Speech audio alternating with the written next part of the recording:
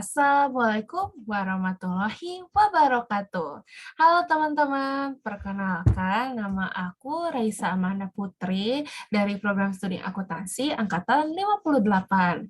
Gimana nih teman-teman kabarnya hari ini di pertemuan ke-7 Bimbel Sigma mata kuliah Bahasa Indonesia. Gimana teman-teman, masih semangat kan? Walaupun Sigma kita dijalankan secara online, semoga tidak menghilangkan semangat teman-teman dalam belajar ya. Nah, hari ini kita akan belajar materi tentang jenis tulisan nih teman-teman. Untuk pertemuan ke-7 mata kuliah Bahasa Indonesia. Materi ini merupakan materi acuan dari Dr. Devina SS MSI. Tanpa menunggu lama lagi, mari kita langsung saja mulai ke materinya. Nah, yang pertama ini ada daftar isi nih teman-teman. Kira-kira kita akan belajar apa aja sih hari ini? Yang pertama itu ada jenis-jenis tulisan nih teman-teman. Yang pertama deskripsi, kedua narasi, yang ketiga eksposisi, yang keempat argumentasi, yang kelima persuasi. Wah, kira-kira tulisan-tulisan ini apa aja ya teman-teman? Nah, disimak terus ya teman-teman karena bakal dijelaskan satu persatu. Nah, yang pertama itu kita mulai dari tulisan deskripsi. Kira-kira tulisan deskripsi itu apa sih? Nah, jadi kita langsung mulai ke ciri-ciri tulisan. Jadi, tulisan deskripsi ini menggambarkan atau memberikan suatu hal yang sesuai dengan keadaan sebenarnya, bertujuan menghidupkan daya khayal seseorang secara cepat. Nah, yang ketiga, pembaca seolah-olah mendengarkan apa yang didengar penulis, melihat apa yang dilihat penulis, mencium apa yang dicium penulis, dan merasakan apa yang dirasakan penulis. Nah, jadi ada contoh tulisan nih teman-teman. Yang pertama itu ada deskripsi fisik dan deskripsi watak. Untuk deskripsi fisik, contohnya itu seperti ini teman-teman. Pengantin perempuan Minang sangat anggun dengan baju adat yang membalutnya. Kebaya warna kuning keemasan itu seakan-akan melekat dengan sangat elegan di pengantin. Riasan wajah pengantin juga membawa aura kebahagiaan di hari spesial ini. Lalu, yang selanjutnya ada contoh tulisan deskripsi watak.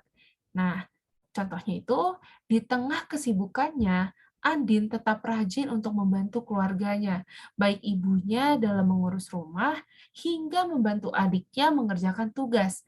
Andin sangat dipuji karena sifatnya yang sangat ramah juga. Itu tuh contohnya teman-teman. Kita langsung aja next ke materi selanjutnya. Yang materi selanjutnya itu adalah tulisan narasi. Kira-kira ciri-ciri tulisan narasi itu gimana ya, teman-teman?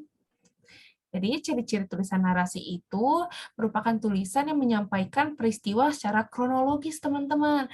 Yaitu merupakan sebuah cerita, dapat berupa fiksi atau non-fiksi, unsur utama adalah waktu dan perbuatan, memiliki alur atau jalan cerita, ada penokohan atau pengobjekan, ada setting atau latar, tempat terjadinya peristiwa.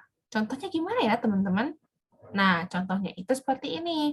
Pergilah Ariel ke pasar menggunakan sepeda bututnya. Sesampainya di pasar, dibelilah kebutuhan-kebutuhan hidupnya bersama sang ayah yang sakit-sakitan. Setelah semua barang terbeli, ia kembali mengayuh sepeda tuanya menuju rumahnya yang hanya berupa gubuk di pinggir sungai. Terlihat nih ya teman-teman bentuk narasinya secara kronologis dan lain-lainnya. Ada tokoh dan lain-lain. Materi ketiga itu ada eksposisi, teman-teman. Ciri-ciri tulisan eksposisi itu memiliki tujuan memberitahukan, menerangkan, menguraikan sesuatu, terutama tentang data faktual dan analisis terhadap fakta. Lalu yang selanjutnya itu sering ditulis secara singkat dan lugas, dapat dikembangkan dengan teknik identifikasi, perbandingan, ilustrasi, dan klasifikasi. Contoh tulisannya itu seperti ini. Kampus IPB ada 4. Pertama ada Kampus Baranang Siang yang didirikan tahun 1968. Kampus kedua adalah Kampus Cilibende. Atau kampus ketiga adalah Kampus Gunung Gede. Kampus keempat adalah Kampus Dramaga yang didirikan tahun 2003. Ini ya teman-teman bentuk dari contoh tulisannya. Kita lanjut aja ke teks selanjutnya. yaitu tulisan argumentasi.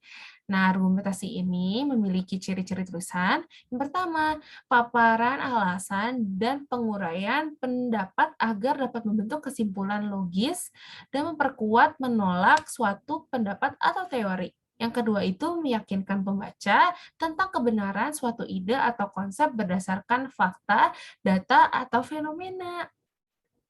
Contoh tulisannya seperti ini, teman-teman. Proses pembakaran yang saat ini seringkali terjadi menyebabkan sejumlah gas beracun terus bertambah. Gas-gas beracun tersebut seperti gas CO atau karbon monoksida, gas tersebut dihasilkan dari proses pembakaran yang terjadi. Perlu diketahui juga bahwa gas karbon monoksida tersebut merupakan suatu gas yang sangat berbahaya. Biasanya gas karbon monoksida ini dihasilkan dari pembakaran mesin kendaraan bermotor. Gas karbon monoksida ini biasanya juga digunakan sebagai hukuman mati seperti kamar gas. Selain itu, banyak zat yang berbahaya yang terdapat di dalamnya. Selanjutnya ini ada teks persuasi. Kira-kira teks persuasi ini ciri-cirinya gimana ya, teman-teman? Ciri-cirinya itu yang pertama tujuannya mempengaruhi orang lain. Yang kedua itu emosi merupakan unsur primer dalam tulisan ini. Yang ketiga diksi yang dipakai haruslah tepat. Dan yang terakhir biasanya digunakan dalam bisnis periklanan, dunia politik, dan juga pendidikan. Contohnya kira-kira gimana ya? Contohnya itu, asap kendaraan bermotor dapat menyebabkan pencemaran udara di lingkungan. Mengingat seberapa aktifnya masyarakat dalam menggunakan kendaraan bermotor, maka hal ini dikhawatirkan akan memperburuk kondisi udara dan akan berpengaruh buruk bagi kehidupan. Maka dari itu sebaiknya kita mengurangi penggunaan kendaraan bermotor. Nah, untuk sumber-sumbernya bisa teman-teman cek di sini untuk contoh-contoh lainnya nih teman-teman. Dan kita akan lanjut ke tahap selanjutnya, yaitu latihan soal untuk bab pertemuan 7 kali ini, yaitu jenis tulisan. Ditunggu ya teman-teman, jangan kemana-mana.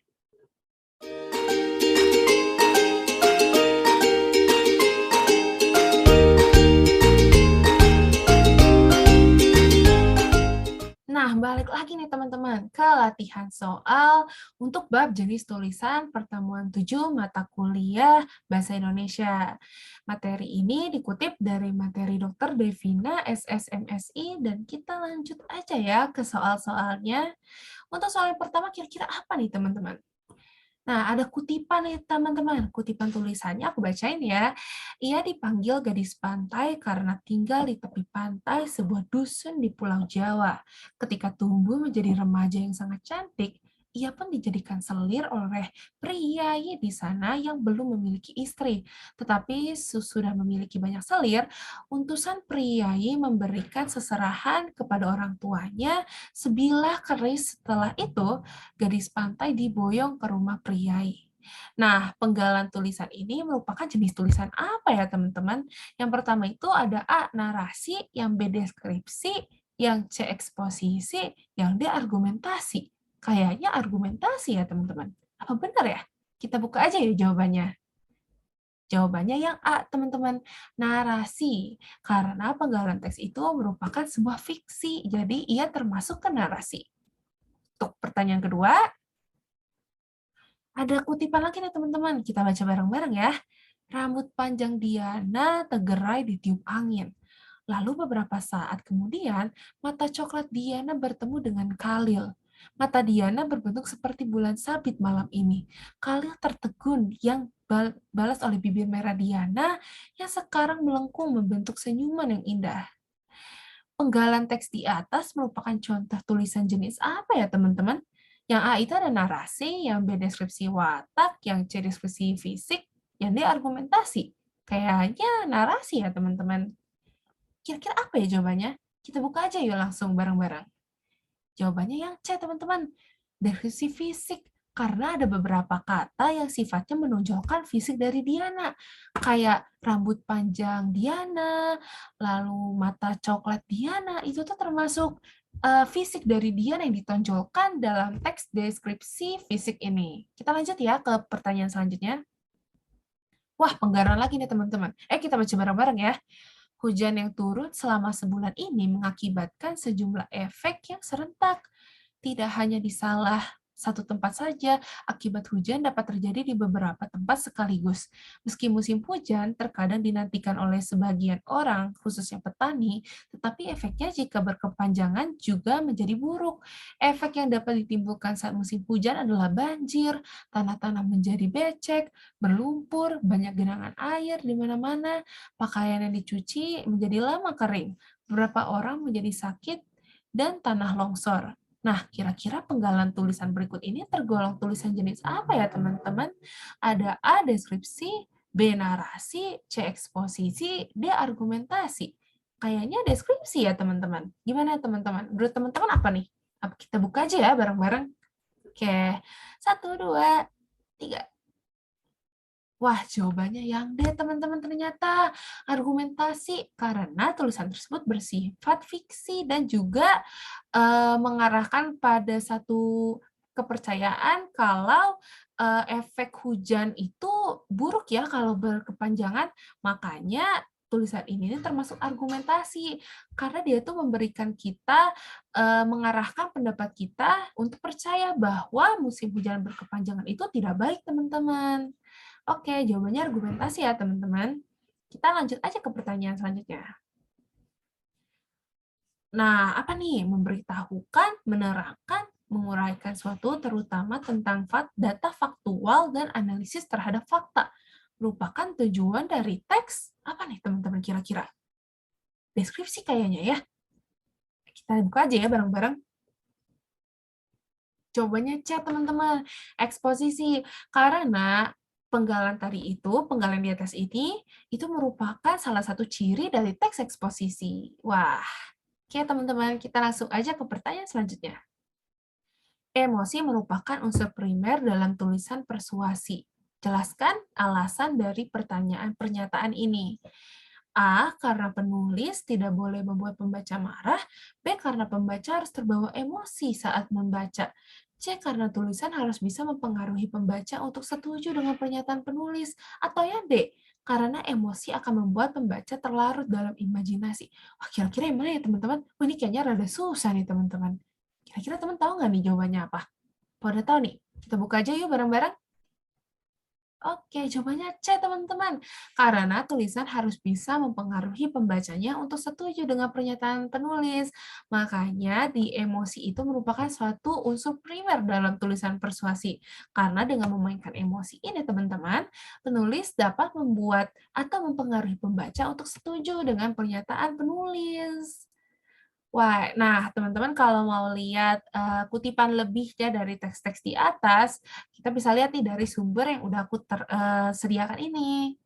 Wah, kayaknya kita sudah sampai nih ke penghujung Sigma pertemuan 7 tentang jenis tulisan. Gimana nih teman-teman? Udah belajar banyak banget kan hari ini?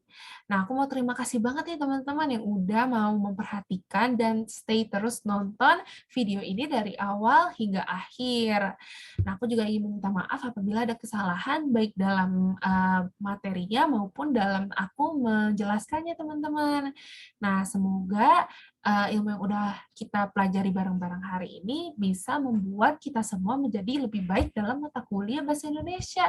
Kita sudah di penghujung acara, jadi mungkin akan aku tutup aja untuk pertemuan Sigma, pertemuan 7 kali ini, mata kuliah Bahasa Indonesia, dengan nama pertemuan jenis tulisan. Assalamualaikum warahmatullahi wabarakatuh. Selamat tinggal teman-teman.